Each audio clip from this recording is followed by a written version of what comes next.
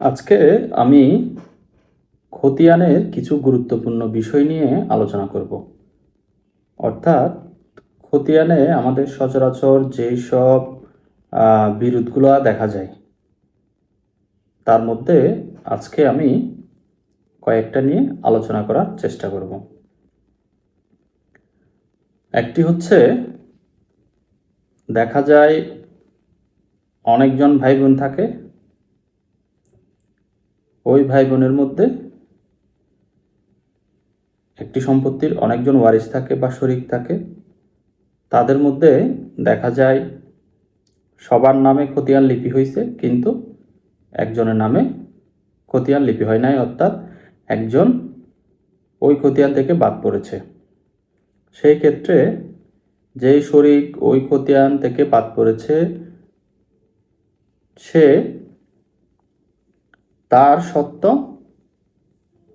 কোনো ওই ব্যক্তির বা যেই শরিক খতিয়ান থেকে বাদ পড়েছে তার সত্ত্বের কোনো ক্ষতি হবে না। তিনি পরবর্তীতে আদালতে মামলার মাধ্যমে ওই খতিয়ানে তার নাম এন্ট্রি করতে পারে বা অন্য কোনোভাবে অন্য কোনো মামলার মাধ্যমে তার সত্ত্ব প্রতিষ্ঠিত করতে পারে।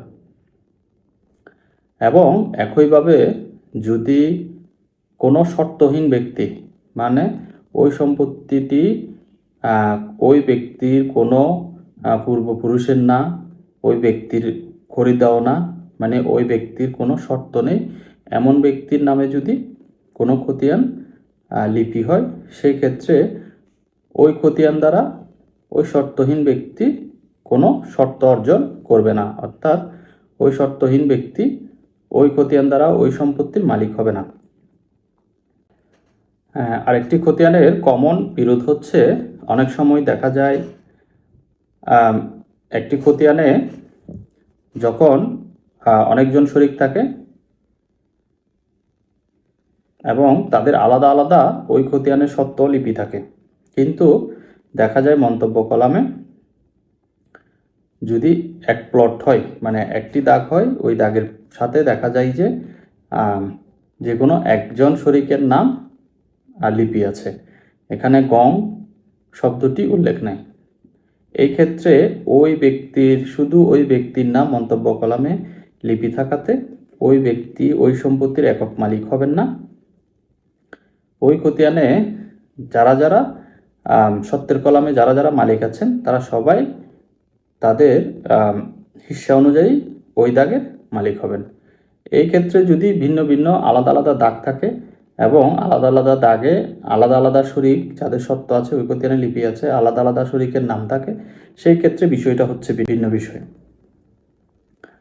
এবং এখন আমি আরেকটা খতিয়ানের যে বিরোধ, ওই বিরোধ নিয়ে আলোচনা করব। ওটি হচ্ছে যে, দেখা যায় অনেক সময় সত্ত্বের কলাম এবং মন্তব্য কলাম এর মধ্যে একটা বিরোধ দেখা দেয়। এটি হচ্ছে, দেখা যায় সত্ত্বের কলামে ওই ব্যক্তি মালিক হচ্ছে, মনে করেন তিনজন ব্যক্তি, একজন সত্ত্বের কলামে মালিক হচ্ছে 2 শতকে, কিন্তু ওনার নামে মন্তব্য কলামে 4 শতক জায়গা লিপি আছে। দেখা যাচ্ছে 4 শতকে একটি দাগে ওনার নাম আছে, বা মন্তব্য কলামে ওনার সত্ত্বের পরিমাণ বেশি দেখা যাচ্ছে। সেই ক্ষেত্রে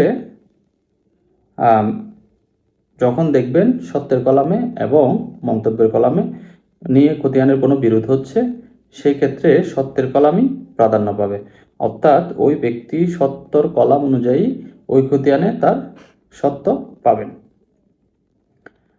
আশা করছি বুঝতে পেরেছেন।